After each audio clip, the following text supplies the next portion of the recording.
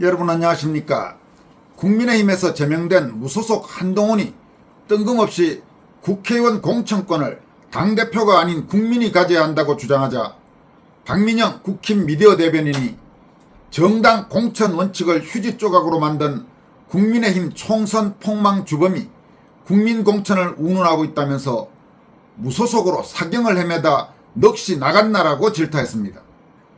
또 제야디지털 논객인 윤종건 씨는 국회의원이 된 지 불과 2달도 안 된 이진숙이 대안 없는 미래인 국민의힘의 소위 대안과 미래 소속 국회의원 25명 52선보다 훨씬 더 잘 싸운다라고 국힘 내 기회주의자들에게 따끔한 일침을 가했습니다. 이런 소식들과 함께 국민의힘 당무감사위원장인 이호선 국민대 법대 교수가 조선일보 주필 출신인 김대중의 최근 칼럼을 비판한 내용과 김장겸 국민의힘 의원이 올림픽공원에 주권 수호 광장을 조성하자고 제안한 내용도 전해드리겠습니다. 먼저 박민영 국민의힘 미디어 대변인은 한동훈이 오늘 한 언론사 인터뷰에서 공천권을 당대표가 아닌 국민이 가져야 한다고 주장하고 나서자 무소속으로 사경을 헤매다 넋이 나갔나라면서 강도 높게 비판했습니다. 박민영은 이보세요, 한동훈 씨 대기 지난 22대 총선 비대위원장이셨잖아요. 채점표도 없는 비례대표 공천에 국민 참칭 추천인 이메일도 안 읽어보고 주먹구구식으로 꽂아넣은 김상욱 등 국민 추천제, 근본 없는 사천으로 개파정치 누더기 정당 만들어 놓고 지금도 그 일당들 몰고 다니며 패거리 정치하는 장본인이 뭐 국민 공천이라고?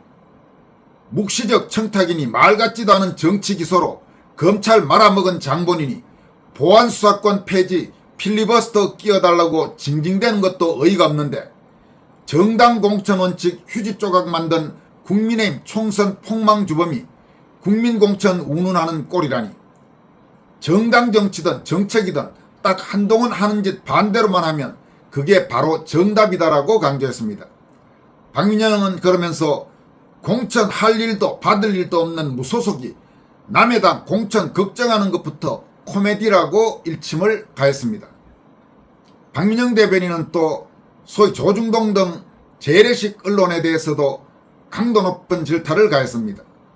그는 일은 안 하고 세비만 축내면서 자리보존 국리만 하는 썩어 빠진 국회의원들 청산해야 한다는 게 일반 국민 인식이고 원하는 상임위 못 받았다고 원내대표실에서 멱살잡이 난동이나 부리는 구태의원들 정리하고 당원떡 받들어 제대로 싸울 사람들 원내 진입시켜야 한다는 게 당원들 목소리인데 조선동아 재래식 미디어들은 엉뚱하게도 당원들이 강성화되었다며 당대표만 탓하고 국회의원 기득권 수호에 앞장서고 있다라고 비판했습니다.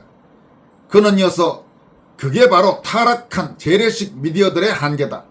자생력 없이 정부 광고나 기업 광고 받아야 연명 가능한 구조에서 권력에 대한 비판과 견제 기능은 상실되고 철저히 기득권의 포로가 되어 플레이로 부역하는 언론이다라면서 언론이 정파성을 띌 수는 있다.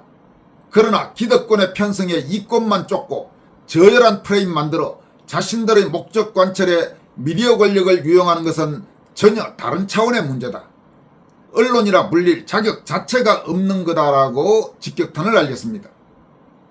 박민영은 이어서 종편 재승인을 앞두고 파산한 JTBC만 정리할 수 없으니 다른 쪽도 하나쯤 정리해야 하는 것 아니냐는 이야기가 솔솔 나온다.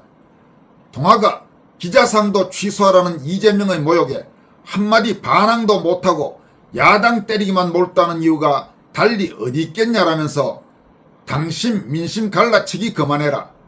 구태 기득권과 그에 편성하는 타락한 재래식 미디어 청산해야 한다는 문제의식은 당심이든 민심이든 똑같다. 그것이 거스를 수 없는 시대정신이다라고 강조했습니다.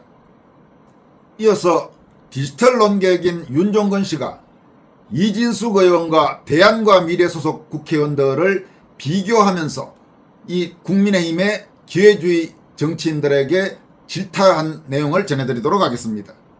윤종건 씨는 국회의원 임기는 4년 48개월이다. 이진숙은 이제 겨우 2달째 국회의원이다. 굳이 선수로 따지자면 24분의 1선이다. 반면 대안과 미래는 국회의원 25명에 선수를 합치면 무려 52선이다. 하지만 24분의 1선 이진숙이 대안 없는 미래 25명 52선보다 훨씬 더 잘 싸운다. 이런 전사를 대구에 묵혔으면 어쩔 뻔했나라면서 찌젯 좌빨 전체주의 독재로 나라가 망해가는 현 시국 야당 국회의원의 최고 덕목은 투쟁이다. 대안이니 미래니 따지는 건 배부른 소리다. 문제는 그 대안과 미래조차 자기들의 밥그릇 관심뿐이다. 국힘 107명 중 절반만이라도 이진숙 반만 해도 원내 투쟁도 해볼만 할 거다라고 말했습니다. 그는 또 일주일 전 국힘이 원내 구성에 합의했다는 소식을 듣고 대안과 미래 것들의 상임위 감투 이전 투구를 예언했었다. 그러면서 권영진 또는 조원희를 두고 보란 말도 했었는데 결과는 아시는 바대로다라고 말했습니다. 그는 나는 장동혁이 말한 공천 기준 잘 싸우는 사람 공천해야 한다는 말 적극 찬성이다. 꼭 그렇게 되길 진심으로 바란다. 참 대안과 미래가 52선이라 했는데 쓸모없기로는 둘째가라면 서러울 송파 머리 꽃꽂은 니은 포함 54선이다. 이렇게 밝혔습니다. 이 마지막에 송파 머리 꽃꽂은 사람 누군지는 여러분도 충분히 아마 짐작하실 것으로 생각합니다. 또 김장겸 국민의힘 의원은 올림픽 공원에 주권 수호 광장을 조성하자고 제안하고 나섰습니다. 김장겸 의원은 올림픽 공원 핸드볼 경기장 일대는 이제 단순한 집회 장소가 아닙니다. 시민과 청년들이 스스로 모여 헌법이 보장한 한 표의 가치를 외치고 선거관리위원회의 부패와 무능을 국민 앞에 알린 역사적 현장입니다. 그 외침은 국민적 각성을 이끌었고 마침내 진상규명을 위한 특검 법안 관철로 이어졌습니다. 대한민국의 주권은 국민에게 있고 그 주권은 공정하고 투명한 선거를 통해 실현된다는 당연한 원칙을 다시 세운 것입니다라면서 이제 올림픽공원 핸드볼 경기장 인근을 주권 수호 광장으로 조성할 것을 제안합니다. 시민과 청년들의 용기와 헌신을 기억하고 헌법적 가치인 참정권의 중요성을 국민 모두가 배우고 공유하는 공간으로 만들어야 합니다라고 밝혔습니다. 김 의원은 무엇보다 특검법 통과가 끝이 아닙니다. 앞으로 이어질 철저한 수사와 책임자 처벌, 선관위의 구조적 개혁, 국민이 신뢰할 수 있는 선거제도 확립까지 국민적 관심과 공감대를 계속 모아가야 합니다라면서 주권 수호 광장이 세워진다면 과거의 외침을 기념하는 장소를 넘어 대한민국 민주주의를 바로 세우는 새로운 출발점이 될 것입니다라고 밝혔습니다. 이어서 조선일보 김대중 전 주필이 최근 한국 양당제 한계에 왔다 이런 제목의 칼럼을 조선일보에 게재한 것과 관련해서 그 내용과 문제점에 대해 이호선 국민의힘 전 법대학장 현 국민의힘 당무감사위원장이 조선일보 김대중을 강도 높게 질타했습니다. 이호선 교수는 다음과 같이 밝혔습니다. 김대중의 속셈과 무지가 차라리 고맙다라는 제목의 글을 통해서 다음과 같이 밝혔습니다. 소제목에 분당은 새판짤 기회를 분당은 내각제할 기회라고 했으면 독자들이 알아보기 좋았을 텐데 왜 굳이 거기서 감추고 본문에서 내각제라고 했는지 모를 것 같다가도 알 것 같다.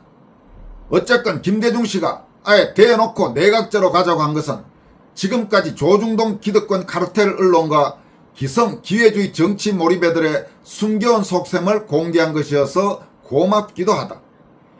이제 그 위장과 이걸 감추기 위한 각종 배설로부터 오는 피곤함은 덜 수 있을 것 같기 때문이다.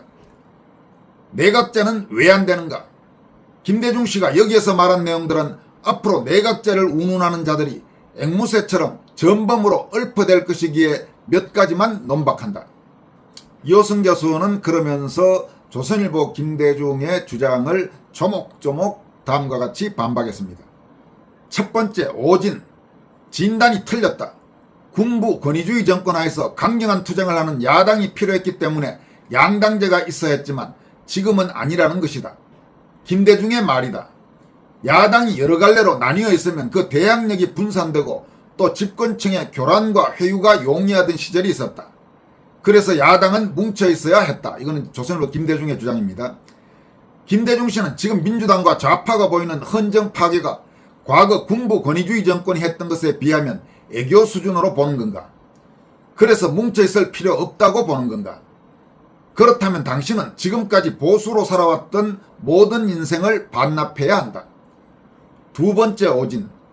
지금까지의 양당 체제로는 더 이상 수용할 수 없는 정치 문화의 욕구가 표출되고 있다. 마치 다양한 욕구의 표출이라고 말하고 싶은 것 같은데 지금 당장 문제되는 검찰 보안 수사권 폐지, 부정선거 특검 및 사전투표제 폐지와 같은 국가의 핵심 기둥을 놓고 무슨 다양한 논의가 있나? 생존 아니면 죽음 사이에 제3의 길이 있다고 믿는 것은 오래된 기회주의 속성의 자연스러운 표출인가? 내각제는 국가 기틀이 확실하게 다져지고 김대중 씨 말 맞다나 대화와 타협이 가능한 객관적 환경이 조성된 다음에라야 가능하다. 세 번째, 공부가 지극히 안 되어 있다. 김대중은 당의 구조도 노선도 대립 구도에만 머무르지 않고 합정연행의 타협으로 갈 때가 됐다고 주장했다. 합종연행의 타협이라는 것은 내각제가 되었건 뭐가 되었건 각 당이 자기 정체성과 노선을 분명히 하고 그것을 바탕으로 당대 당으로서의 타협을 말하는 것이다. 어떤 경우에서건 당으로서의 자기 정체성은 확실해야 하고 이 노선을 위해서는 하나의 목소리가 나와야 하는 것이다. 다른 목소리의 정당과 타협을 하라는 것이지 당 내부에서 다른 목소리, 심지어 저쪽 당과의 같은 목소리는 타협이 아니다. 옛말에 그걸 일러 사꾸라라고 했다. 기억하시는가? 정당의 본질과 기능에 대해 처음부터 공부를 다시 하기 바란다. 그리고 말이 나온 김에 합종연행은 또 뭔가 모양 빠지게 지적 수준이 그대로 드러나지 않나. 이 말을 우리는 야합이라는 아주 쉬운 말로 쓰고 있으니 앞으로 유념하시기 바란다. 아주 지금 이호선 교수가 조선일보 김대중을 박살을 내고 있습니다. 그리고 이호선 교수의 주장이 지극히 옳다고 그렇게 보여집니다. 네 번째, 내각제 전제에 대한 인식이 글러먹었다.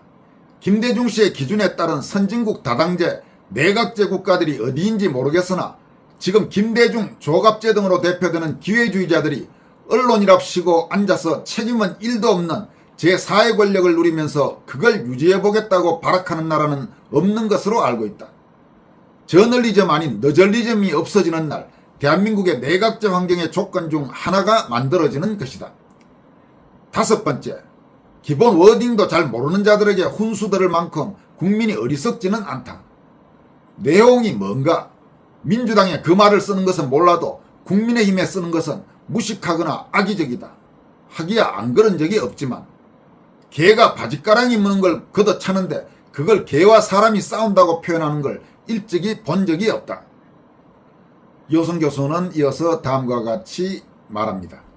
이상을 종합해서 솔직히 본심을 토로하고 무지를 드러내고 있는 김대중 씨를 위해 진심으로 권한다. 조갑제 씨와 그 부류들에게도 권하는 바이다. 내가 학생들에게 소개하고 가르치는 고전이 있다. 몽테스키우의 법의 정신, 토크빌의 아메리카 민주주의, 미국 건국의 아버지들의 기고문 연방주의자 논고, 마키아벨리의 로마사 논고, 에링의 권리를 위한 투쟁을 읽어보시기 바란다. 이들이 정치 담론에서 우려했던 월스트 시나리오는 이들 당대에서는 일어나지 않았고 그들의 공간에서는 지금까지 파시즘과 나치 외에는 크게 눈에 띄는 상황으로 전개된 바 없다. 그러나 대한민국에서는 이 모든 것들이 한 번에 일어나고 있다. 이 현실을 직시하지 않고 내각제 나눠먹기 선동을 계속한다면 김대중 씨 등은 그저 구한말 수구 부패 세력 4대주의자들로 자기 한 몸 챙기다가 나라 망친 자들에 불과하다. 다행히 지금 2030 세대가 저런 책들을 읽고 깨어나고 있으니 김대중 씨 같은 분은 이제 조용히 물러나 있는 것이 그나마 나라를 위한 길이다. 이호선 교수는 그러면서 중국 당나라 위징이 당태종에게 올린 상소문을 모은 정관정요에 나오는 나라를 망치는 6가지 사악함, 그중 마지막에 망국지신, 나라를 망하게 한 신하, 그 부분의 내용을 소개하면서 조중동과 종편의 빌부터 주권자 국민의 올바른 판단력을 가리며 흑백의 분별이 없게 하는 자들을 일컫는 말로 손색이 없다. 당태종이었으면 목나라가 쓸 망국지신들이 누구인지 김대중 조갑제류는 스스로 알 것이다라고 강도 높게 질타했습니다. 이호선 교수의 조선일보 김대중 비판 구구절절 맞는 이야기죠. 그러니까 지금 조선일보 김대중 혹은 뭐 월간조선 출신인 조갑재 이런 사람들이 얼마나 시대에 뒤떨어진 사람들인지 인식하는 국민들, 특히 젊은이들이 부쩍 늘어나고 있는 현실입니다. 지금까지 권순할TV였습니다. 고맙습니다.